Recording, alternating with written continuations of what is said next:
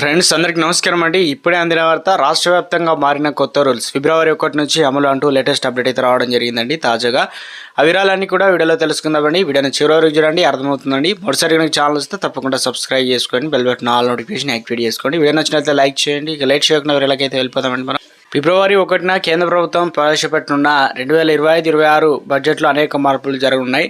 అవి మాత్రమే కాకుండా ప్రతి నెల పలు విభాగాల్లో రూల్స్ అయితే మారుతుంటాయి.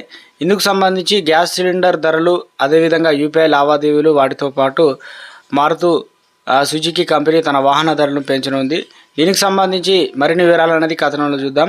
ఇక మొట్టమొదటి వచ్చేసి ఎల్పిజి సిలిండర్ ధరలు వచ్చేసి ప్రతి నెల 1వ తేదీన మారుతూ ఉంటాయి. ఇక చమురు మార్కెటింగ్ కంపెనీలు సిలిండర్ ధరను అప్డేట్ చేస్తూ ఉంటాయి.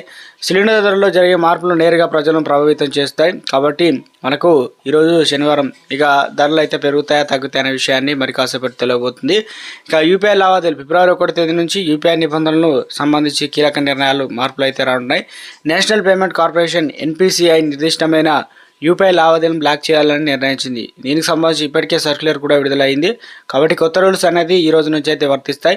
తాజాగా ఆదేశాల ప్రకారం ప్రత్యేక అక్షరాలు, స్పెషల్ క్యారెక్టర్ కలిగిన UPI ID, @ dollar, percentage and మొదలైనవి పై చేసే లావాదేవీలు కేంద్ర వ్యవస్థ అనేది రద్దు చేస్తున్నట్లు ప్రకటించింది.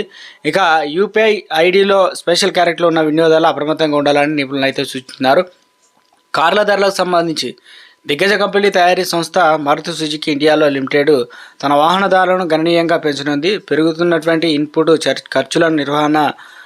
ఖర్చులను పరిగణలోకి తీసుకొని ధరలను పెంచనున్నట్లు పెరిగిన ధరలను ఫిబ్రవరి 1వ తేదీ నుంచి అమల్లోకి రానున్నాయి. కంపెనీ ఆల్టో K10 కావచ్చు, ఎస్ ప్రో, ఏదైతే సెలరియా, వ్యాగన్ ఆర్, ఇక స్విఫ్ట్ డిజైన్ ఇవన్నీ కూడా పెరుగున్నట్లు బ్యాంకింగ్ రూల్స్ సంబంధించి కోటక్ మహీంద్రా బ్యాంక్ తన సాధారణ సర్వీస్ ఛార్జీలను మార్పు తీసుకురానున్నది.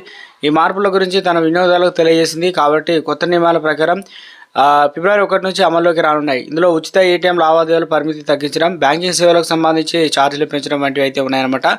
ఇక FTF ఏదైతే ATF ధరలు అంటే ఫిబ్రవరి 1 నుంచి విమాన ఇంధనం, ఎయిర్ టర్బైన్ ఫ్యూయల్ ధరలో మార్పులు జరిగే అవకాశం ఉంది.